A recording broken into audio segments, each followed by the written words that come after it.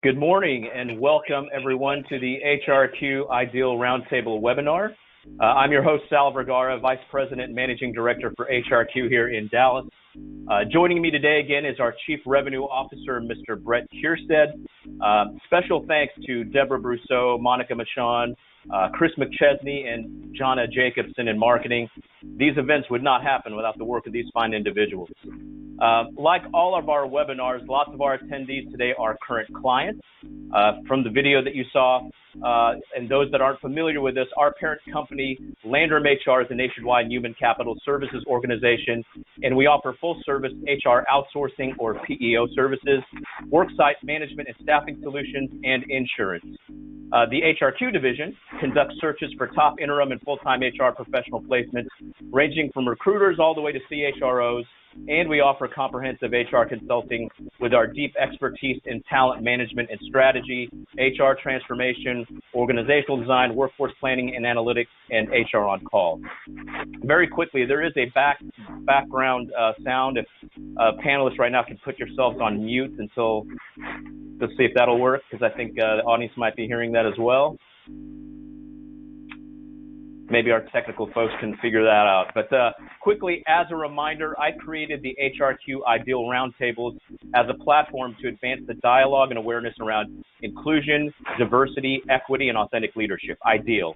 In the last few months, I've hosted 5 of these sessions and collaborated with the chief DE&I officers from the likes of the NBA, Nike, Walmart, PepsiCo, Wayfair, Siemens USA, 7-Eleven, JP Morgan Chase, the Bill and Melinda Gates Medical Research Institute, Fix Software up in Canada, First United Bank, just to name a few. Now, as we continue to navigate the waters of creating an ideal environment within our organizations, what's been uncovered is a growing need to truly understand and foster allyship.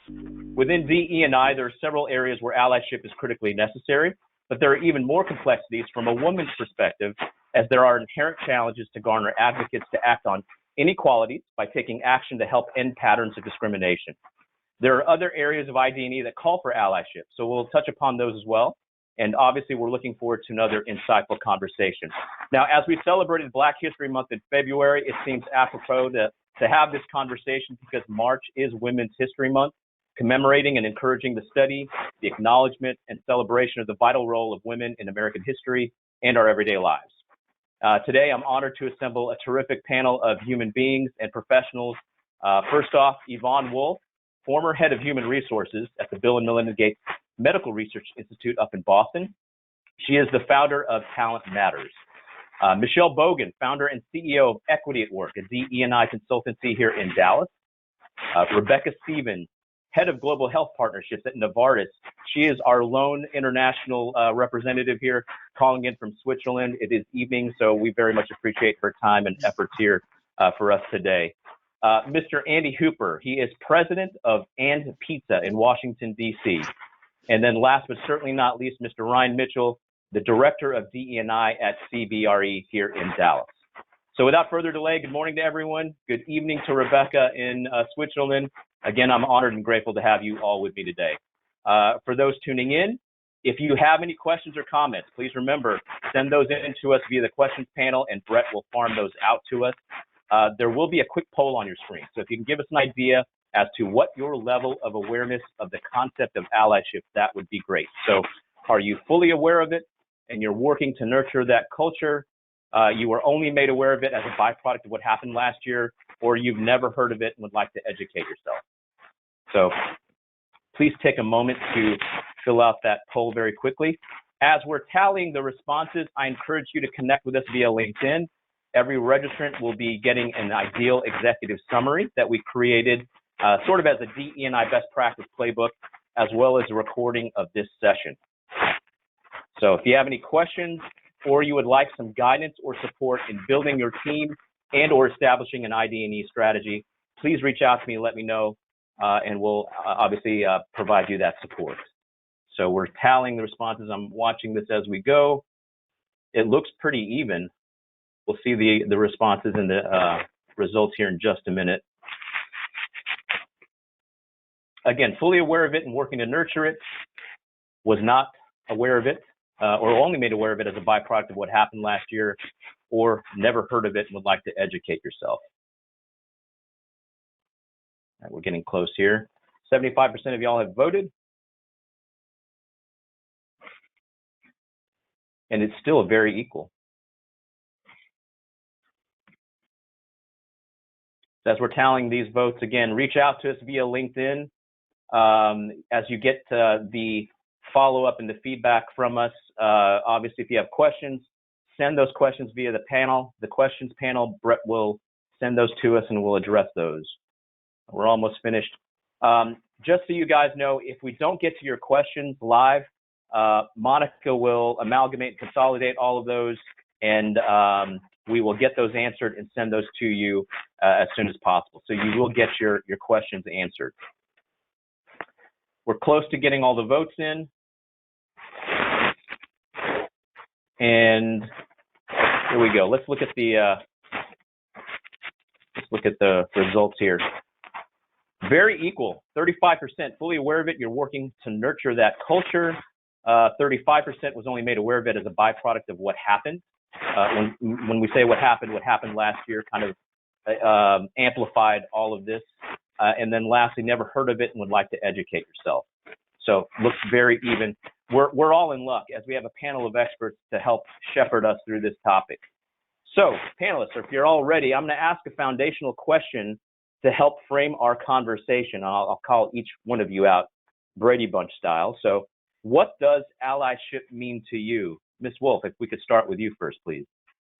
Okay, great. Well, first of all, I'm not an expert. I am a practitioner.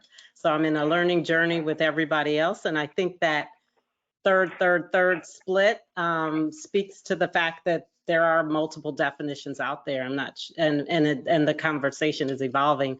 I think for me, it's really about being an active advocate against injustices against anyone. So it's more pro-humanity. And it's also recognizing that those that we are standing in solidarity with have their own power. So it's not that we have to give them something. It's more about not trying to diminish their power and speak out against when it's happening in our actions and our words.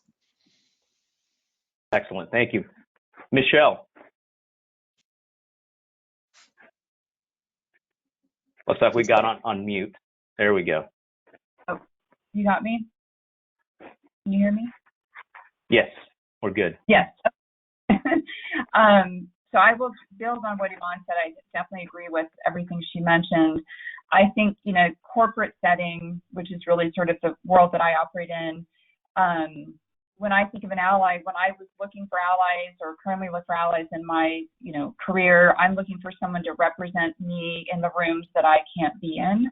And when I look to myself to act as an ally on behalf of others, I'm doing the same. So if you think of how few people are in some of the most senior discussions and doing decision making, I think the role of an ally is really to represent the perspectives, voices, and needed opportunities for the people who can't be in the room, especially the people who don't share the same background, gender, sexual orientation, race, et cetera, as those who are at those, in those most senior decision-making discussions. Excellent. Thank you very much, Michelle. Rebecca, what does allyship mean to you? For me, allyship means being able to walk in somebody else's shoes, being able to empathize with somebody else and understand what they're going through. And in the true sense of the word, being an ally is really being able to understand somebody, to really be able to talk to that person, understand what they're going through, and to advocate and to lobby for them. So it's extremely important. At the end of the day, I think it just comes down to our basic humanity. Allyship is understanding that we're all human beings and that we should all look out for each other. And that's the definition that I would give of allyship. I appreciate that. You use the term empathy, which I think we're all in need of cultivating, getting that back just in general. Ryan, what does allyship mean to you, sir? Allyship to me is actively recognizing and appreciating the value that others bring.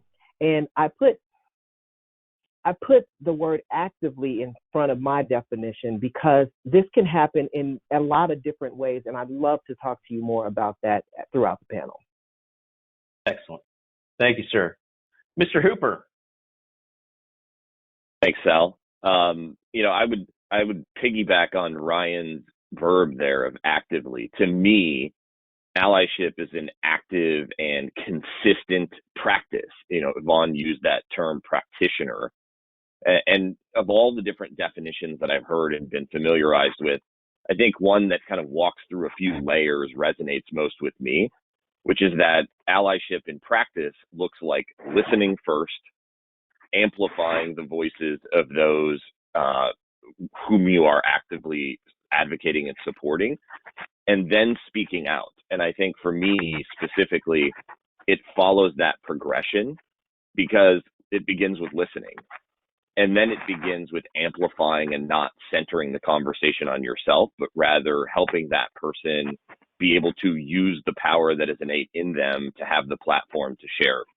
And then once those steps have been followed, there's a certain degree of speaking out that can be required, particularly as you have more and more leadership. And to Michelle's point, might find yourself in the room where few people are involved in making decisions that affect many. Indeed. You mentioned actively, and you mentioned the term listening. And in our previous webinars, listening was identified as one of the key skills necessary for executive leadership, to be able to actively listen and to understand how, listen to what people are saying and actively act upon that feedback. So thank you for pointing that again out.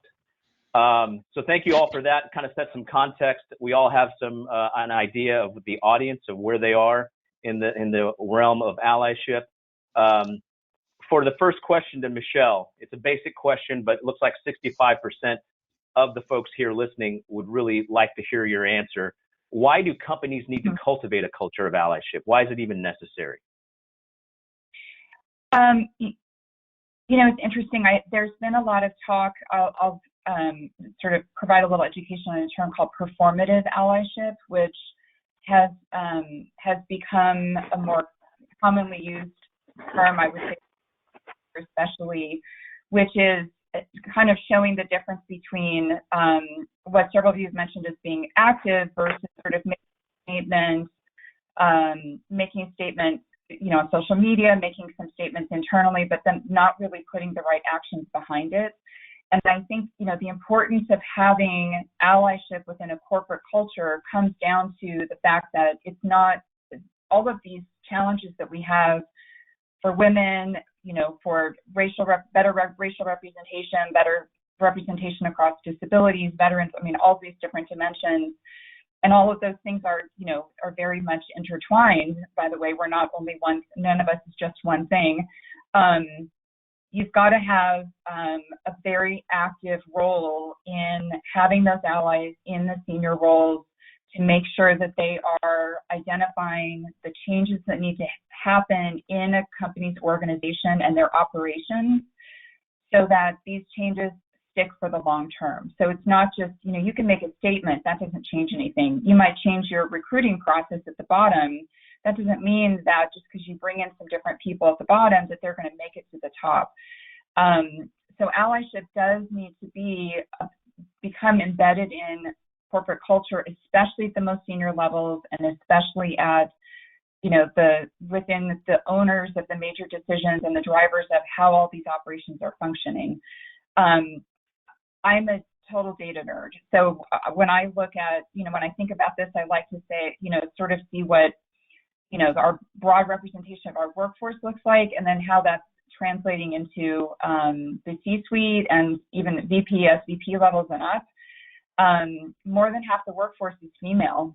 For the first time in many years, we've got, I think, 51 or 52% of the workforce is female in the United States. At the C-suite, I think we're at 22, 23% female, but only about 5% of those women are women of color. That's a huge disparity. And even if you go back to the VP level, the many years before getting into the C-suite, it's maybe 30, 31% female, and you've only got about 7% of those women are women of color. So it just really goes to show the challenges that are embedded in, and for many of those companies, their very early stages of their workforce are actually pretty balanced between men and women. And in some industries, they swing much more heavily female at the very beginning. If you look at hospitality and retail and, you know, a lot of healthcare and sort of very service-oriented industries. So it shows that you've got to have those champions internally every step of the way to make sure we get that representation, you know, to a point that's more reflective of society in total at those more senior levels. And allyship to me is at the core of really making that happen. Yep, there are two things that you mentioned. Data, you're a data nerd. We've always talked about this privately, how you love numbers. I think that's an important point to bring up, that if your organization doesn't have the ability to capture this data, that you look into it. There are wonderful platforms out there to help you do that. The numbers don't lie, and what doesn't get measured doesn't get done. That's the right adage, right? Yeah. And then you mentioned also the initiative has to come from the top. And from my previous panels, the common denominator, Yvonne was on the previous panel, the common denominator amongst all the panelists was that this idea, not just allyship, but just ID&E, ideal environment, has to come from board level, CEO.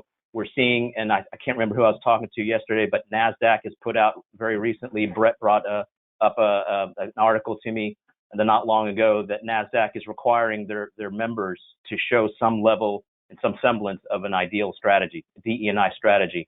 They don't know what exactly is going to happen if they don't, but it just gives you an idea of what the trend is moving towards, that they need to see this stuff. So thank you very much for that answer. Rebecca, you and I have had this private conversation about this, but how can women be better allies to each other, especially between and with women of color? Yeah, so you know, I think it all starts first of all with the awareness bit and realizing that there really is a problem, that it is a lot more difficult for Black and brown women to get into senior positions in companies. And it's not, you know, sometimes people say to me, but that's just a US problem. It's not just a US problem, it's an international problem. It's global. And so it's really recognizing that there is a problem, that's where it starts. And then really trying to understand where that problem is coming from. Because in many situations, people say, are you sure this really happens? But proof is, when you look around the world at board level, you'll see that there are very few women of color at board level. So there is a problem. There is a glass ceiling. There's something that is preventing women from getting to those positions. So allyship starts with, first of all, acknowledging that there is a problem and then working together to try and resolve that problem. What I tend to see sometimes in companies is there's sometimes a lot of competition between all women overall. And I think there is competition as well between women of color and white women in some organizations. And I think it's really important to put that competition aside, especially if we want to build allyship between people overall. I always like to look at the 1960s, the women's movement in the 60s, and women trying to get into the workplace. And the only way that women got into the workplace was because men became allies of those women. Women couldn't have done it on their own. So the same goes here for, you know, women of color and white women coming together and working together to basically get rid of a lot of these disparities. So I think allyship is, as I said, awareness, understanding, and then working together. It's a consolidated effort. And I'll take Ryan's word again, which I really like. It's active. It's something that's really active, and it's constant. It's not something that you do once. It's something that you basically integrate into your behavior, and it's something that you do every day. But I think where it all starts is really getting to know the other and getting to understand that the other is like you. You know, we all have the same needs and the same wants. We all want to be successful and provide for our children. So it's getting to that common humanity that I mentioned in the beginning, and really working together to really knock down some of the barriers that women of color usually find in the workplace and elsewhere. Have you seen this in your experience? Has it gotten better throughout the years, or has it remained kind of status quo? I'm not going to say it's gotten better. I feel like, you know, even since last year, sometimes, you know, in some situations, it's actually gotten worse. And people say allyship, well, why the hell do you need that? And and so people get very defensive and a little bit aggressive. But the facts are there. As Michelle was saying, there's the data that shows this isn't a collective hallucination. There's data that really shows that there are these barriers and obstacles. So I think, but we really need to bring it down to, instead of being divisive about it, really having these conversations backed by data to say there's a problem here and we need to resolve it together. And I promise one last question Of course, regarding this with you, Rebecca. But since we have you from an international perspective, do you see definitive lines between that, I don't want to say behavior, but that trend there internationally versus or juxtaposed to your experience here in the States? Is it kind of universal, is what I'm asking? I see it as being universal. I've worked in several geographies, and I actually have friends that work in several geographies, and this is one issue that we discuss a lot and connect a lot about, because we see this trend. Sometimes as a woman of color, you sort of imagine, well, this is only happening to me in Switzerland. That's what I thought, actually. And then reaching out to Yvonne and some of my other colleagues that work, whether it's in the Middle East or in Asia, Canada, you see that it is a pattern, it is a trend, and I think it's really based on a misunderstanding of the other. And that's why I'm so, adamant about the fact that we need to, we need to build this awareness. We need to begin to understand each other. We need to have these discussions. What you're doing today is excellent. And when I look at the survey and I look at just the 30%, I realize not many people, fully know what this is all about. So this awareness and building this awareness that there is a problem and that we have to solve this problem, I think is crucial.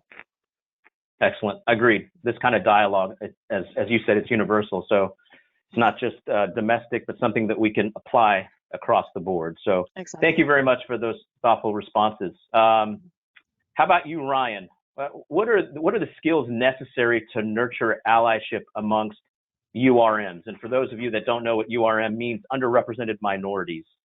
We talked about at the beginning that we're focusing this conversation mostly on women, but there are other underrepresented minorities within an ideal environment. So what are the key skills that are necessary to nurture this notion? Thanks, Sal. I think up front, we have to understand two things. That the concept of allyship is rooted in the understanding of privilege and power. So when we're thinking about privilege, we hear that word, what is white privilege? What is privilege in general? Privilege in general is anyone who has, let's just use layman's terms since we have so many people who may not understand, just the upper hand in a situation. And yes, there have been historical implications as to why in all societies, as Rebecca was mentioning, across the world and in the U.S. as well, that we have certain segments of society who have the upper hand. If you were to poll up any wide set of audiences, you would pretty much get consistent responses as to what type of demographics would be, quote unquote, in charge given certain circumstances, right? So with that, those people in those places have privilege. In honor of women's history, because I think this is so important, and I, as an advocate for women and as an ally for women, there are certain places in the corporate spaces or in society as well where men may have the privilege and or the power over women. Now, that doesn't mean that women in the space won't rise to the top. That just means it's maybe a male-dominated industry or organization or institution. So I'm sure Michelle was talking about this earlier about how important it is to have allies to make things happen for the career progression of people. I want to talk, that's more how I look at it from like top down.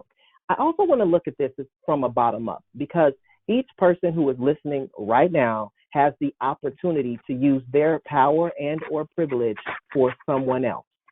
All of us do. And that's the beauty of this. When we think about what an ally is, there's a couple of things I'd like to work with you. Now, Michelle also mentioned the fact that we are all a lot of different things. My favorite quote is by Audre Lorde, which says, "There's no single issue struggle because we do not live single issue lives." And I say that because we are all some of everything, right? And in our places, we have to recognize where we might have privilege. So if there is a male-dominated industry in a male-dominated boardroom, and there is a one or two or maybe even three women who are there, we know how sometimes ideas can get stolen in the midst of a conversation. You know, if I am in that situation as a man, I hear a woman get stepped on in her speech. She gave an idea. It was credible. We were maybe just catching up in our minds. But somebody else mentions the same exact idea later. What's my job in that situation? As a man, who may have some level of privilege in that particular space, it's my job to say, wait, well, hold on. I believe that such and such just mentioned something. I'd love to hear more about that. Can you mention that, such and such, whatever her name is?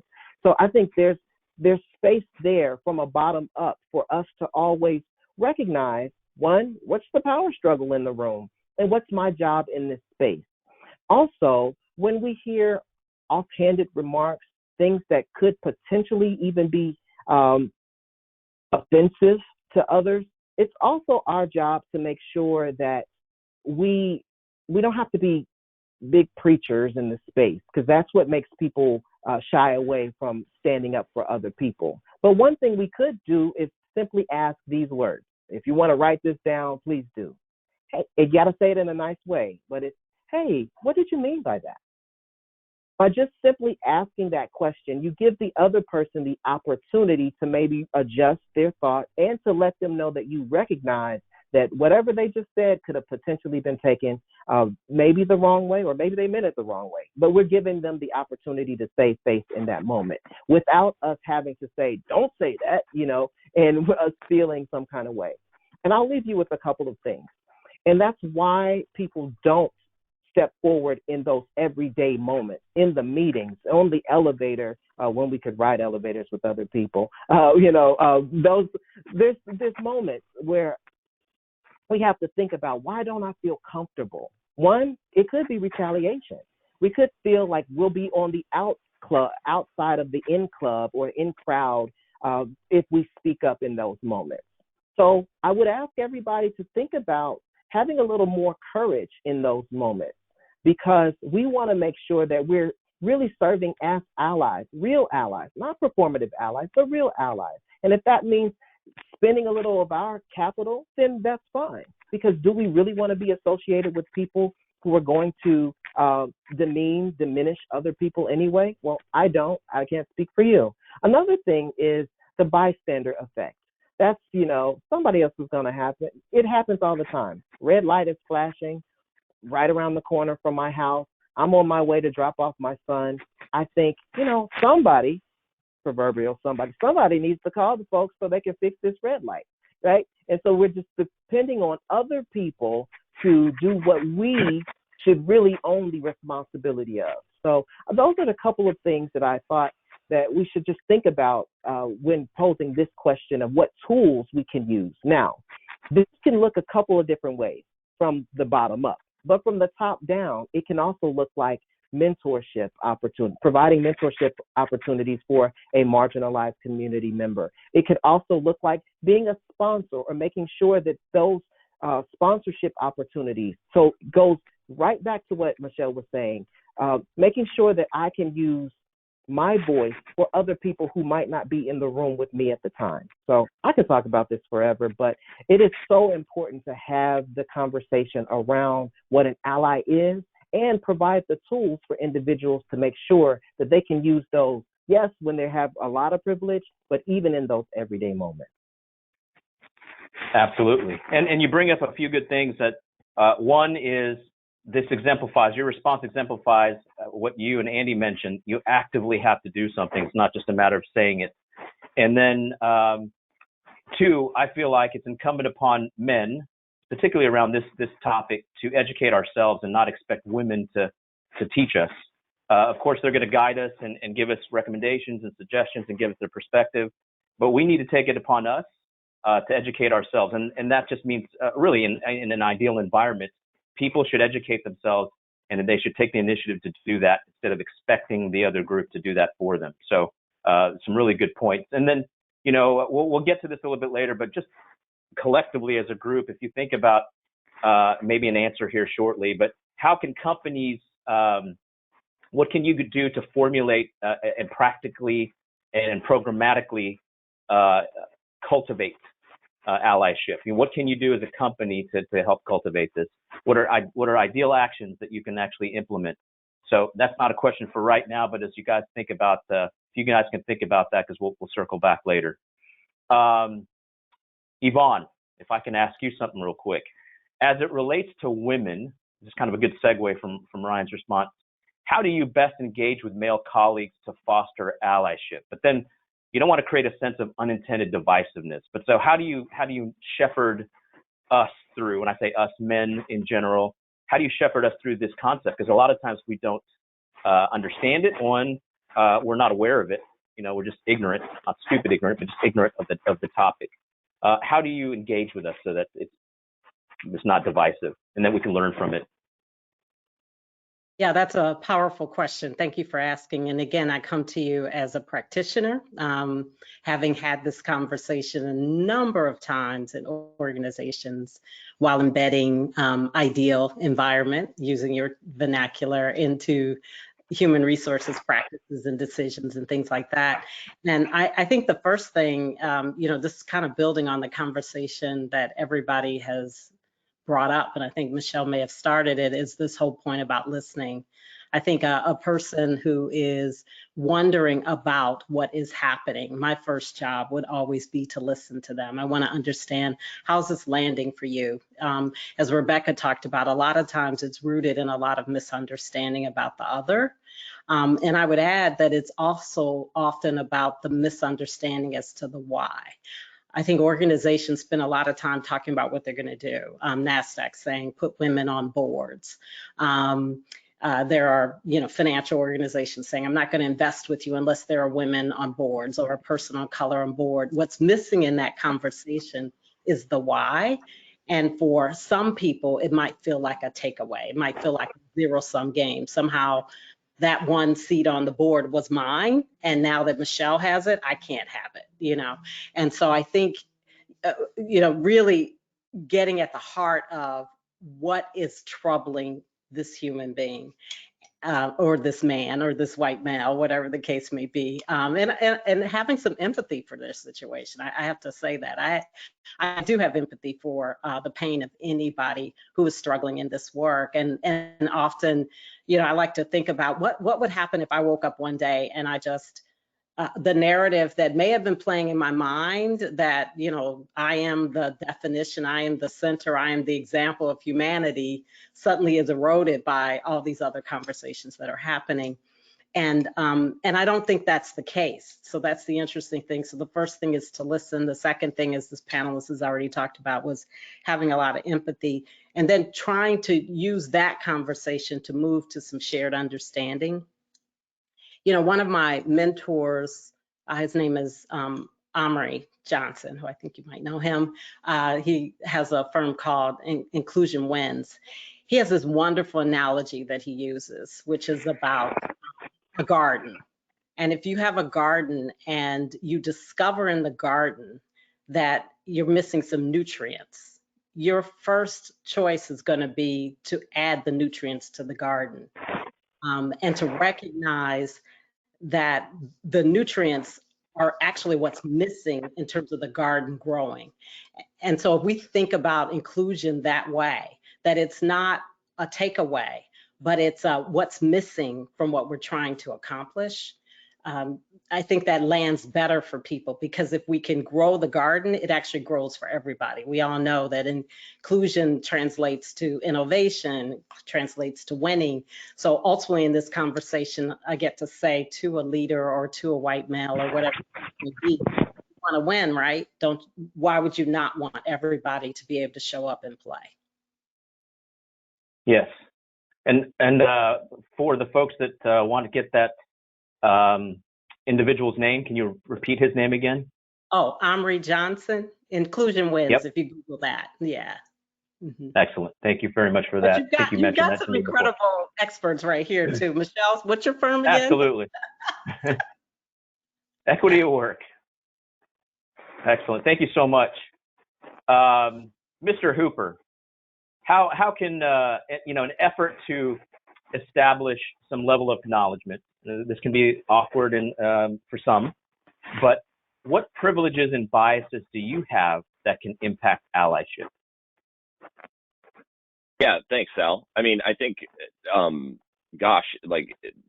sheepishly, I probably embody just about every piece of privilege that everyone has shared here today. In this conversation about allyship for women in the workplace, I'm a man.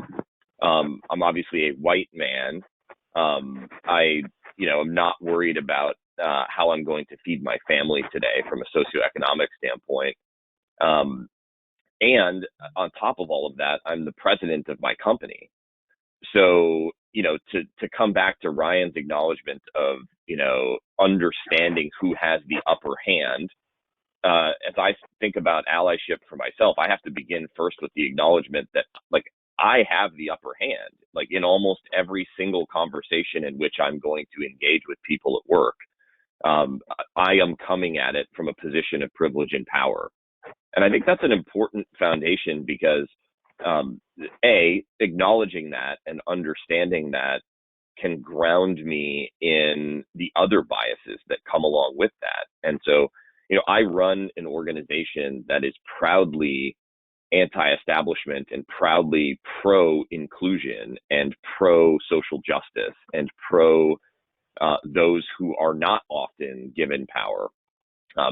And one of the biggest traps I can fall into is believing that that is enough, believing that as an organization, taking that stance and advocating outwardly and saying the right things and being praised for that as a company is somehow enough. And it can sort of lull you into a sense of complacency. And I think the other bias that I have is a bias that's just, I think, a human insecurity, which is that somehow as a man of privilege and in a powerful position, that somehow I have to be perfectly articulate in dealing with these issues. A coach that I had early on in my career said to me that people will identify with humanity, with fallible humanity, long before they will identify with perfection.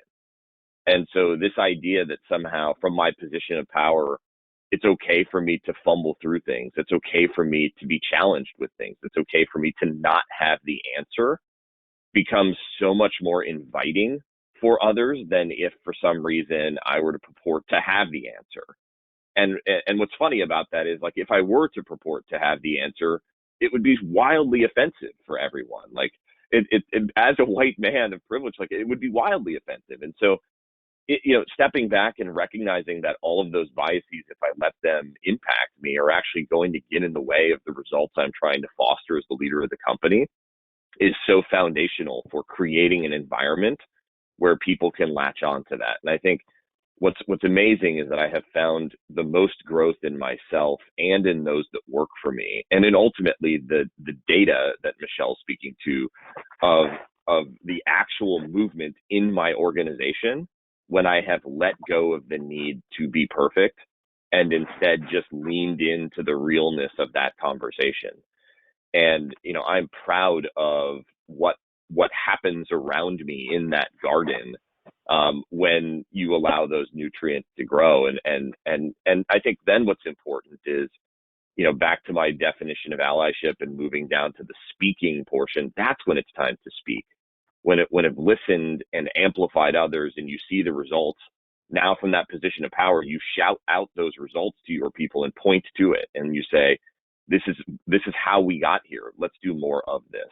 I think that's an important part, certainly of my journey and how I try to recognize how much privilege is there as I lead. Andy, you exemplify, which a lot should aspire to, but in your journey in all this, obviously you're very aware of it. You're actively doing things, but in some cases, women may perceive this as, what the heck's this guy just telling me how to, what allyship means? And it may come off as mansplaining. How do you defend yourself with that? Because you're obviously that's not the case, and the intent is obviously of great value to folks, especially your allyship to women. But what is your response to women who say, "Who are you to tell me?" You know, how does that come off, or it may come off as mansplaining or something similar to that? How do you defend it, or how do you respond to that kind of, or have you even experienced it?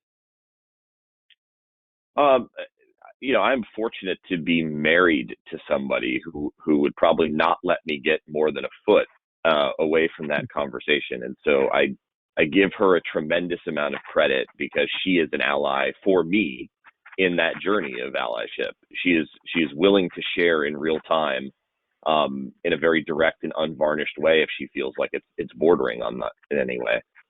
I think for me the key is listening. And the way that shows up most often at work, and many of you listening and dialed into this today are probably experiencing this challenge if you're like me and thinking, man, in a world where we are all on Zoom and there might be a lag in connectivity and you find yourself speaking over others in a conversation, the most simplistic way, Sal, that I attempt to avoid that is I just take a deep breath before speaking, because the simplest act of not speaking over women on my team and allowing them to share their perspective fully goes a long way for deposits into the emotional, bank account of that time when I do make a mistake. And the other thing is I constantly ask for feedback. And I think that's important for men as leaders in positions of power to authentically seek feedback from others around them about how they are doing.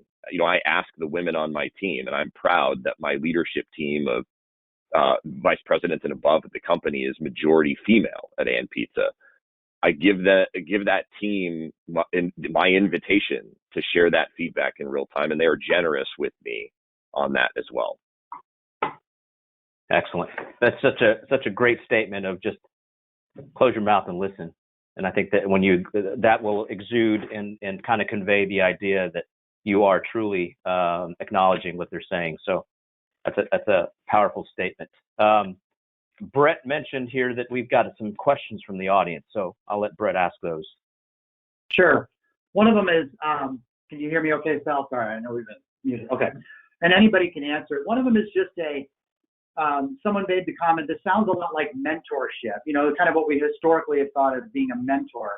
How would you explain allyship in that context? Is it similar? Is it a cousin? How would you explain the evolution of allyship versus what we traditionally know? Or maybe they are the same. Ryan? I would say that it could be similar depending on the relationship you have with the person who is participating as the mentee in that. Yet, it doesn't have to be such a formalized experience either. It could be those everyday moments where we recognize if someone's being spoken over, what can I do in that moment to bring the attention back to that individual? It could be very easily that, hey, I know that Yvonne is doing some great work. I'm in a room. I have the opportunity and the microphone, and my voice is amplified to shine a light on some of that work that Yvonne is doing. So this is my moment to do that. And it could also be me working directly with an individual to mentor them or sponsor them or advocate for them one-on-one. So it could be any or all of these things that we mentioned. I think what I'd like to add, if I can add to that, I think mentorship, from my perspective, tends to be sort of like a one-on-one relationship. And allyship, I think, refers to, being an ally to a big group of people. So I think there's a number, if just from my perspective, mentorship is really still, you go and you're in the office with your mentor, while allyship is really you understand what a specific group is going through and you advocate for that group.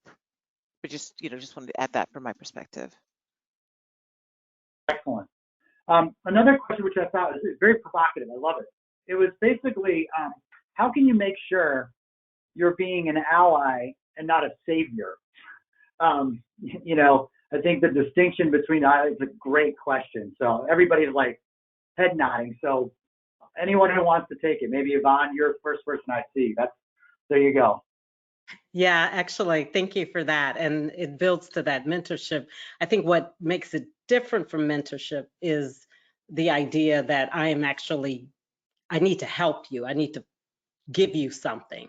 And to your point, Brett, and whoever asked that very important, powerful question, this isn't about giving anything to someone. This is not about giving them something they don't deserve. This is not about fixing them and helping them. In fact, it is about recognizing that they are their own agent. They have power. It's my job not to take it away from them. And to Ryan's point, also to amplify their voice when I'm in the room, but that doesn't mean that I'm doing it for them. They have the power. I just want to not take it away and to amplify it when I can. Michelle, you had something to say? Yep. Yeah. She's on mute. On mute. Here. Can you hear me now? Yes. Okay. It's like being that commercial. I personally have experienced in some other organizations, and I see people fall into this, especially when men are trying very hard to be a good ally to women. There can be kind of a paternal instinct that kicks in, and which I think is a little bit of what this question is getting at, maybe not quite as directly, but and that is sort of a wanting to be a protector of women, and sometimes that can go too far. I think it's wonderful for all of us to protect each other from, potentially dangerous, harmful situations. But at the same time, what we really need is the ally and the advocate to help the people who aren't in the conversation, sort of let them opt in or out, let them have the agency and the choice and the voice. Don't, if you're trying to be a good ally or advocate, don't make assumptions on my behalf without talking to me first. Let me be part of that. Help me be in the room and be in that discussion. I think it comes from a place largely of incredibly great intentions. Most women aren't looking to be protected. We really want the choice given to us and let us decide what we want to do, and then support us in giving us the tools and resources and access to be able to do those, take those opportunities and do really well with them. I think if we can add to that question. Go ahead, Rebecca. Yeah, thanks a lot. Thanks, Brett. I think if we can add, from my perspective, a savior is all about that person, and they're really trying to profile themselves, and that's why they're a savior. But an ally is all about the other person and really trying to profile the other. So I think that's the distinction I'd give between the two of those. That's a great point, and I love the is it you, Michelle, paternal? That's kind of what the word I couldn't think of, how that sometimes comes off. Some great questions and great answers from you guys. Whenever we have webinars, we obviously want people who are listening and who have logged on to come away with something practical when they go back to their roles in their organizations that they can implement. So a little bit different than the questions that you guys were expecting that I asked before we came on the show here. But if I can ask each one of you, what can companies do to practically implement? You give me one or two things that, as a leader or as even as an employee, what can you do within your own organization to, one, establish a semblance of an allyship strategy, if you will, or at least some cultural shift towards that? And what is something that they can do to follow up and make sure that happens, that there's accountability, that continues to happen? A lot of these folks here, 65%, don't know what allyship was or didn't know. And now where do they start? That's usually the biggest obstacle and challenge. So let's start off with Ryan. You raised your hand, and then we'll go through each one because I want to hear everyone's perspective of what companies can do. Well, I just wanted to bring up something in answering your question of what happens when someone brings up a harassment type of situation or they feel violated and they go to someone they suppose is an ally. Okay, so in this situation, one thing, if we as allies say, well, I mean, are you sure? And when we ask those type of questions, it doesn't just demean the situation, but it also demeans the person's humanity. So to answer your question, I will say one thing that an organization can do is to not just train, but to make sure that they really value the people, and that the people value each other. And don't question if someone says something happened to them, because that is the biggest eroder of trust. So I know we hadn't mentioned those type of things before, but I wanted to bring it up in answer to your question as well. Perfect. Thank you. Let's get over to Rebecca. What do you think? So from my perspective, what I find is very interesting is here in Switzerland, where I work, we're sort of trying to set up an employee resource group for people of color. And I have had numerous discussions with colleagues that have said to me, all we need in this group are people of color. And I sort of challenged her and said, but why? I mean, I think we need to have people of color and their allies. And she sort of thought about it and said, but that's a weird proposal. And I said, but if you don't have your allies in this group, you know, how are you ever going to bring the issues to the wider company? So it's being inclusive of allies from my perspective. You can't if you're on this journey with your allies, then they need to be your companions for all of the journey. And you can't just say, well, you stay here and I'll come and pick you up later. It's all about taking this journey together with your allies, because at the end of the day, your allies are going to propel you much further. So very concretely, being inclusive of your allies, being able to identify who they are, actually being able, even more than that, being able to recruit allies, because people don't quite know what it is, but many people out there would be allies if they knew exactly what it involved. So recruiting your allies and then making sure you take them on this journey with you. And I think that is a very critical thing to do. Excellent. Thank you for that. Mr. Hooper, what do you think? You know, I think to add something new to the piece, because I think both Ryan and Rebecca's suggestions are great for those of you that are dialed in. If you are in a leadership role in the company that you serve, one of the things I have found most helpful is going all the way to the front line, in this case, women, since we're talking about allyship with women, and speaking directly to those at the entry level of your organization to ask them what they're looking for in their career and how to help get them ahead. Because, you know, Michelle mentioned the breakdown that you see, particularly in hospitality, of the fact that the majority of the workforce is women. And then as you go up the organization, you see that balance of power erode.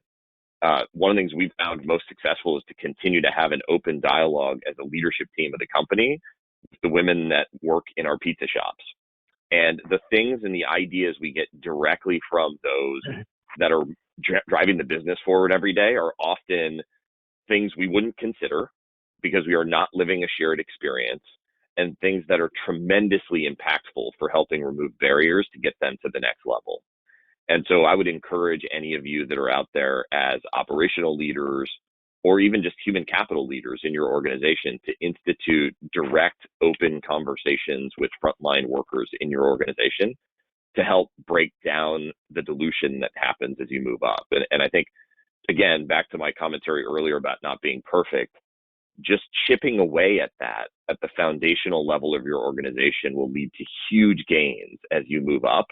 And then by definition, the more of those leaders that represent an attainable experience to those entry-level workers at the next level, the more likely they are to pull those up with them as they grow. Great points. Excellent points. How about you, Michelle? And then we'll end with Yvonne. Sure. Can you hear me? Yes, yes, ma'am. Sort of building Andy on a little bit, that I think there are two things that come to mind. One is for all of us, no matter what your business, your human capital is your most valuable asset. So your employees are your most valuable component. No matter how you sort of measure that financially, that's really none of us are, fellow colleagues and employees.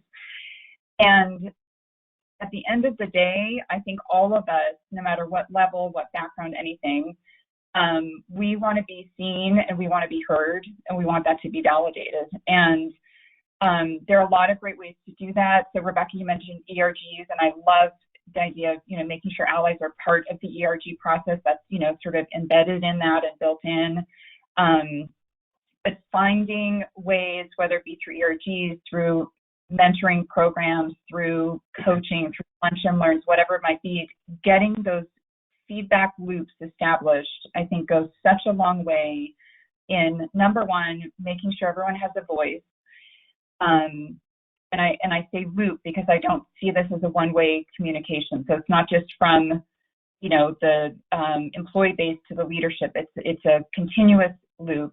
So making sure that feedback is validated and heard, and then communication back on what's going to be done about it, and have that be a constant iterative process where you're learning. It's like applying that agile technology process to this sort of human capital part of the equation.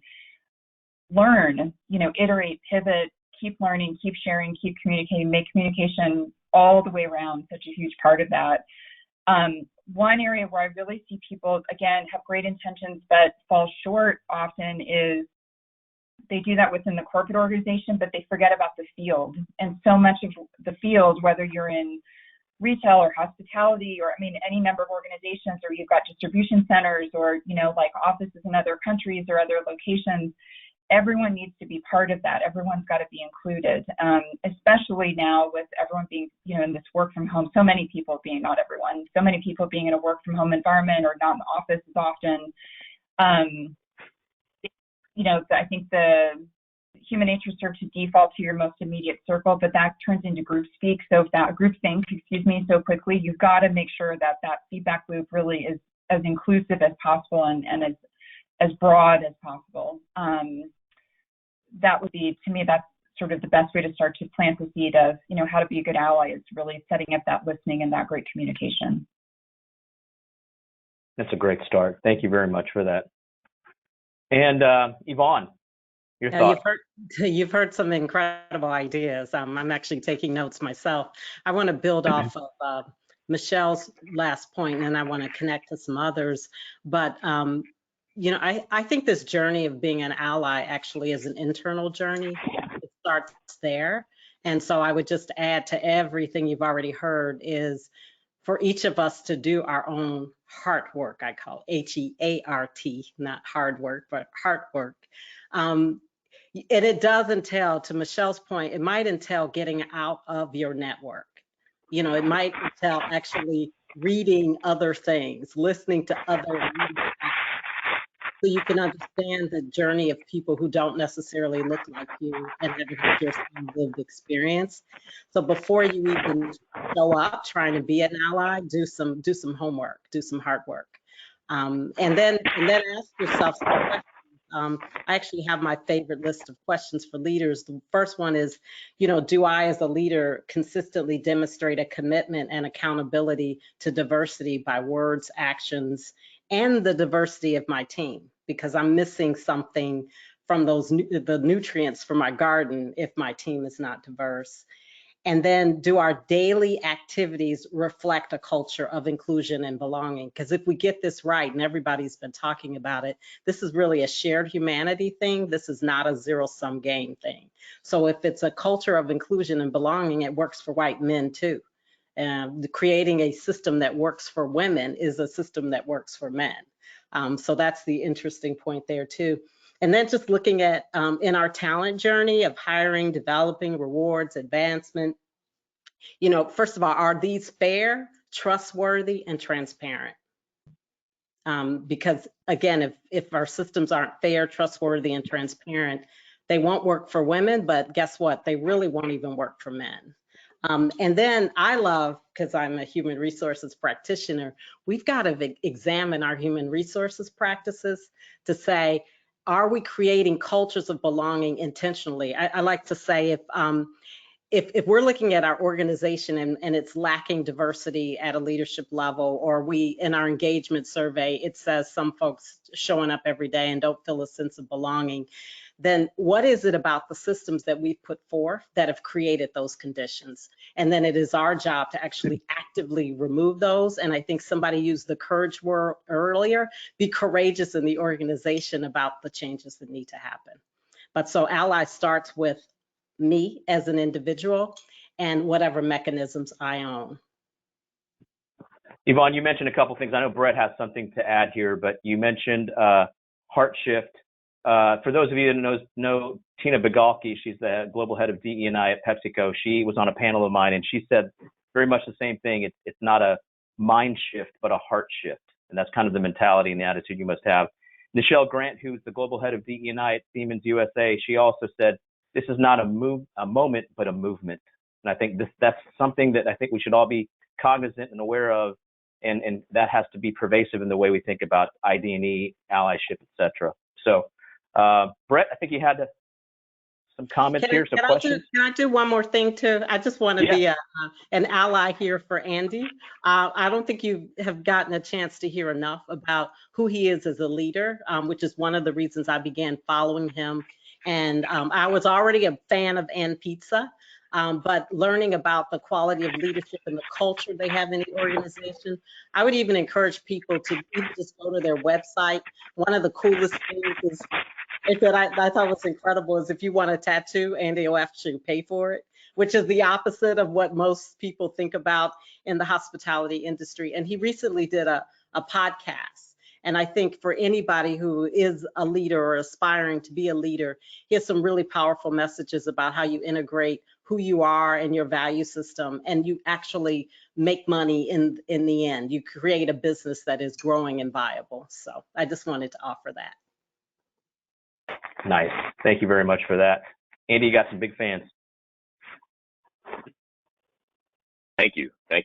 Appreciate it. I mean, it's, I find myself feeling grateful often to have a chance to work with an organization that's trying to do many of these things. And if I could say anything, it would just be to encourage others that it can be done.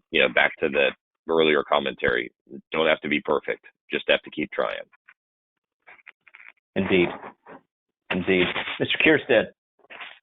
The one thing I would like to say, my career has been a lot in the recruiting and sourcing world, and I've studied this quite a bit, and I have a lot of passion about the issue of experience.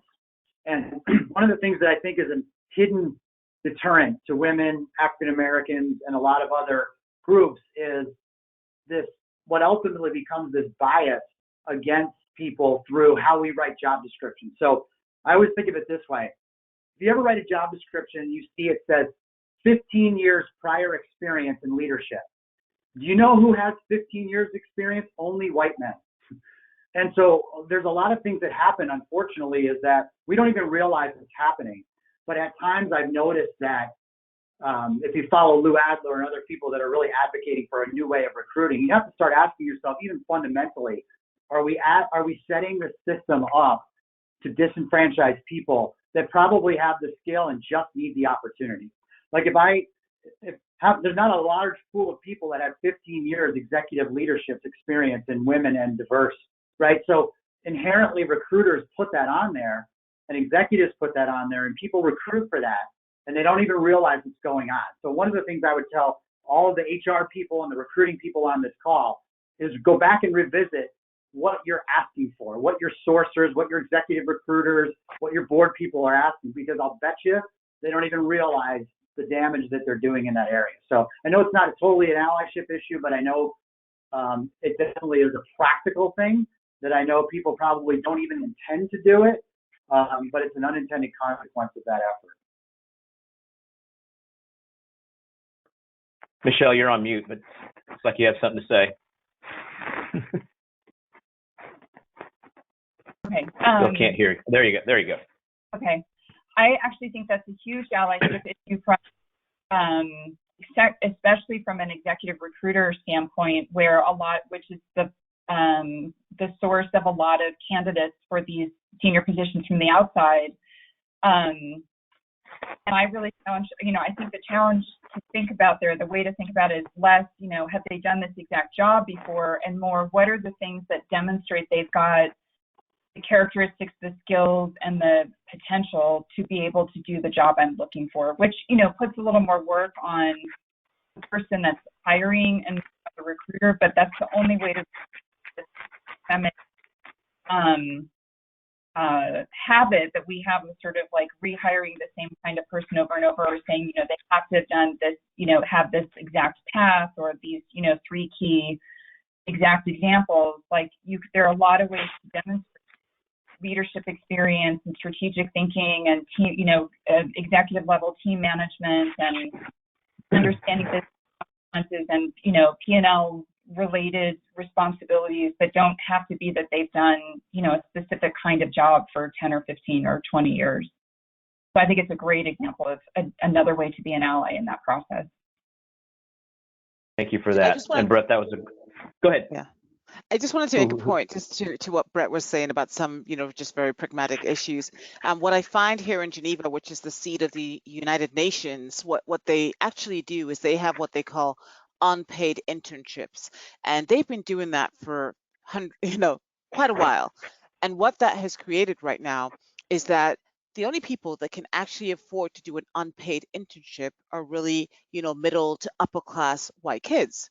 So what you have in the UN leadership right now are all the leaders that are white, and they're wondering, we have a diversity problem. And they've actually come to the conclusion it's because of these internship practices. So pay people when they're doing internship, and you'll have a wide pool of candidates. But it just speaks to your point, Brett. I don't think that this was intentional, but this is what the unintended consequences actually led to. But just thought I'd add that. Most definitely. That is an interesting point that I didn't even think about. And Brett brings up a good point, just sourcing and talent pipelining in general, how critical it is. And I think I've talked to every one of the panelists about this, how an ideal environment really impacts. It's a cascading effect. And folks oftentimes forget about the talent pipelining piece, the longevity of your company, and what I call the consumerization of the candidate. People out there who are looking for jobs, they're consumers, and they're looking for companies that convey and exude and cultivate an ideal environment. And so it's important for you, if you want to be capture the most innovative talent, the high profile talent that's out there that you're competing with. That's something that you have to be mindful and cognizant of. Is not only just is it the right thing to do, it feels good, but also from a business perspective, so the ROI and the long-term longevity of your company. A couple things. I'm being mindful of the time. I know it's lunchtime for a lot of us. It's dinner time, supper time for Rebecca out there in Switzerland. So we'll kind of wrap this up here. As we're all having this conversation, I think it's important for everyone on both sides. What I mean by both sides for this particular conversation, women and men, that there's grace on either side. There's grace for women for giving us men grace of if we're just not there, like Andy says, we're not perfect and we're trying to learn. Help us out and certainly help guide us in what we should be doing. On the flip side of that, guys, if you encounter women who are a little bit reluctant, or they're not the most enthusiastic about doing that, let's take it upon ourselves to be proactive in educating ourselves. Like Yvonne said, do your homework first before you open your mouth. And like Andy says, listen to what they have to say. I think the 65% here that are listening, the most basic fundamental thing is just start. This conversation may have overwhelmed you. Hopefully it inspired you. But if it's overwhelming, just take a breath, just start. You're going to have naysayers. You're going to have people who will push back, who don't understand it. Just keep going. Again, that's one of the key common denominators that my panelists have had was just keep going. It's just start. Don't worry about where everybody else is. Some people, these folks obviously are far advanced in their strategies. Just get started. And if you're looking for help, you look at these fine folks here on screen that you could reach out to. Obviously, hrQ is here to help support you in not only strategy, but helping build your team. That's something that you can lean on us to help you develop that for you. So, we're about right near the end here. I'm going to continue doing these webinars. So those of you that are still on, thank you for hanging with us. I'll be doing webinars revolving around the LGBTQ community, beneficiaries of a solid ID&E practice within their own organizations, the neurodiverse, the folks that we often forget, the neurodiverse, very important community for us, former military, anti-Asian movement, individuals with physical challenges, much more. So stay tuned for that. Keep an eye out for notifications of webinars. I'm always looking for good panelists. If you're interested, and if you're in the in the audience that would like to be part of a conversation, certainly let me know. On behalf of hrQ, Landrum HR, and the audience, thank you, panel, for spending your day with us, your evening with us, Rebecca, and for your continued efforts in the advancement of an ideal society. So thank you all very much. For those questions that were not asked or answered, please know that we'll get those answers to you. We'll consolidate that and get that back to you. Take a quick moment before you guys cut off here. Do the survey, helps us out so we know what to talk about for next webinars. And on behalf of Brett Kierstead, I'm Sal Vergara with hrQ. Until next time, elevate yourself and those around you.